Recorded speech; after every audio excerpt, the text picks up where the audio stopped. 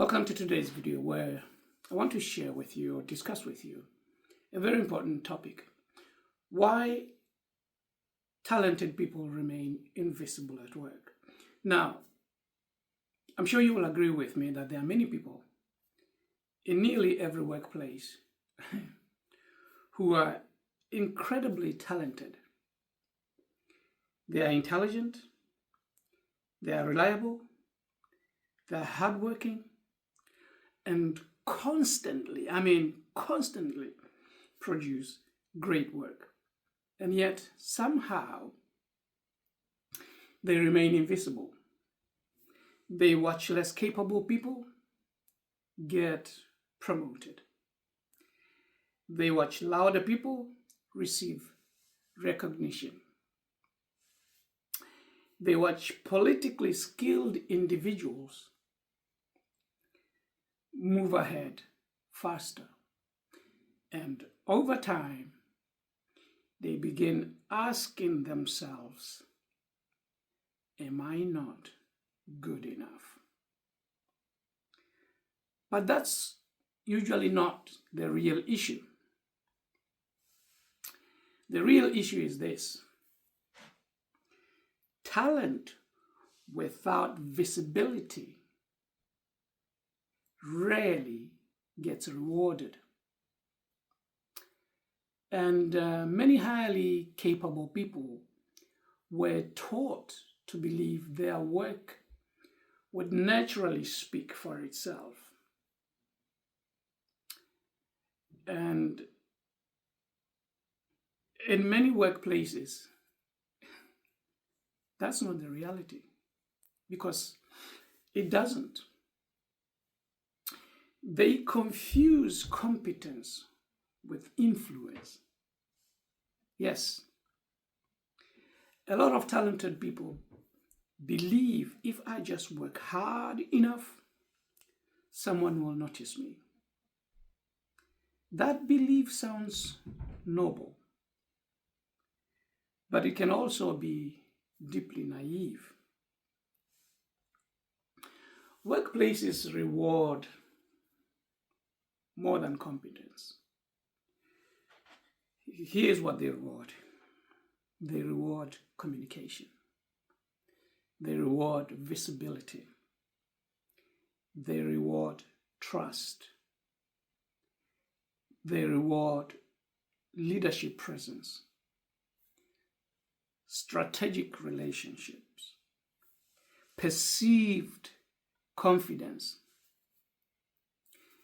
You may be the most capable person in the room, but if leadership only sees your output and never experience your voice, you become easily overlooked. Competence gets you in the room, right? But influence helps you to move within it. So, competence alone is not enough. What I'm saying is, learn to influence in the room. Certain people, so-called talented, they avoid self-advocacy. Many talented people feel uncomfortable talking about their wins. They think, I don't want to seem arrogant. So they pull back, they stay silent. Meanwhile, someone else is regularly communicating what they are leading, what they are improving, what results they have created. That's not arrogance. That's professional visibility.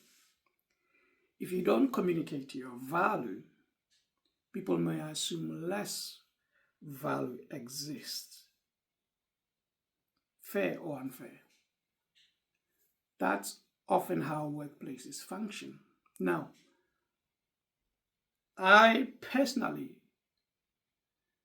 am to blame on this one. I have exhibited it a lot. In interviews, I have gone into PhD classes. I have been to the top. I have written books. I have led multitudes in certain sectors. I have accomplished quite a lot. But in the back of my mind, I went through an experience that made me believe I shouldn't share or come across like that. And that experience wasn't a positive one, but it affected my confidence. It affected me personally.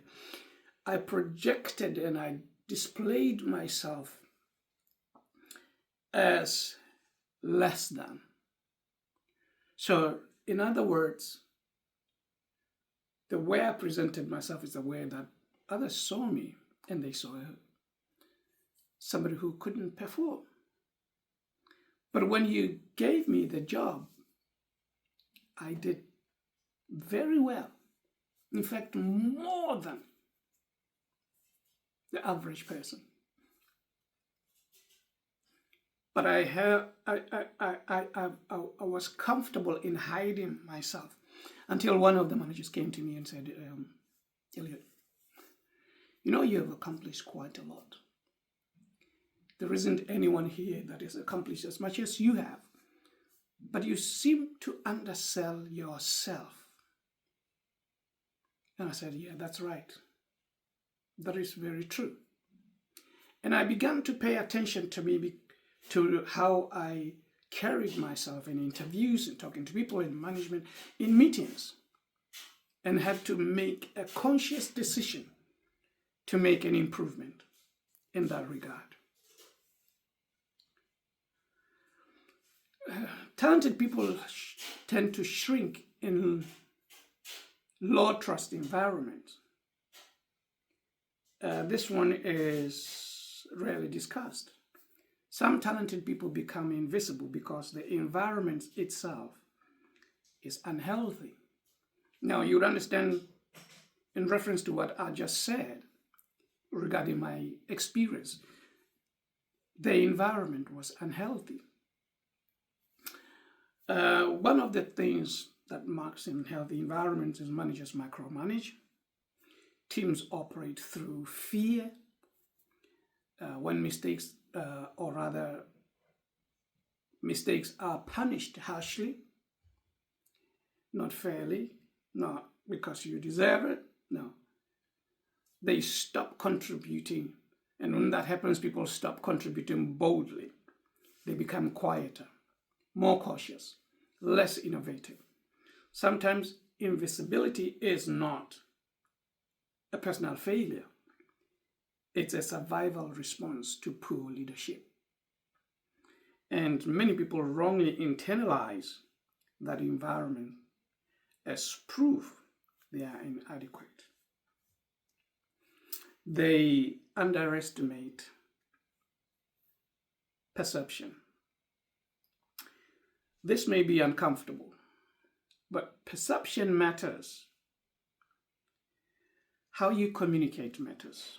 How you present ideas matters. How people feel when you speak matters. Leadership often promotes based on who they trust to represent teams, clients, pressure-filled situations. That requires visible confidence. And confidence is often communicated through clarity, decisiveness, emotional control,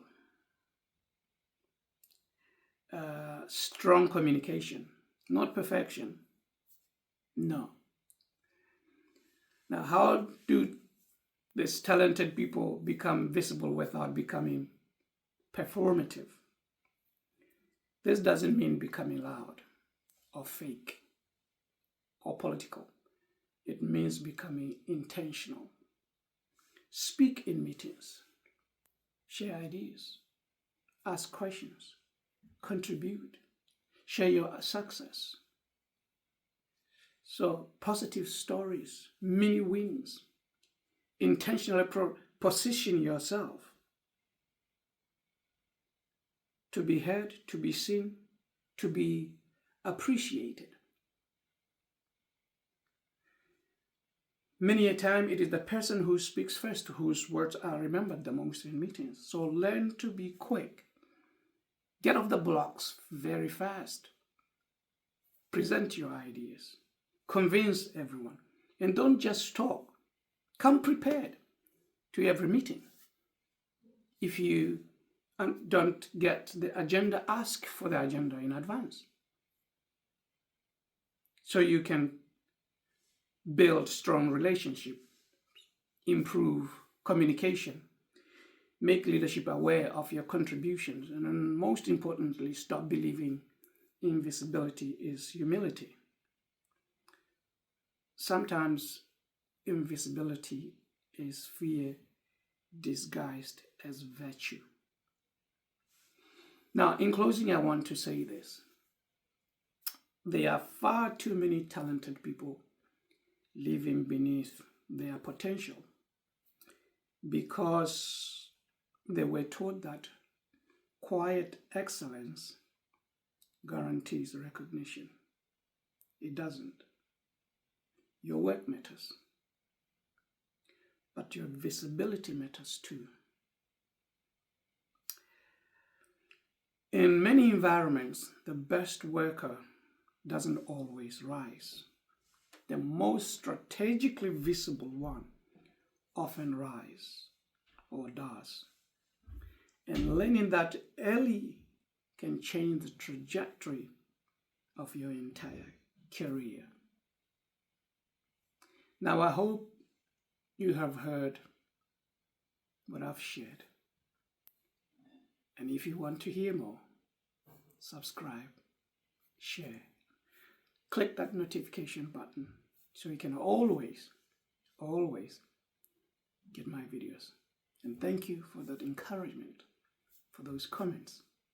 And I'll see you in my next video. Bye.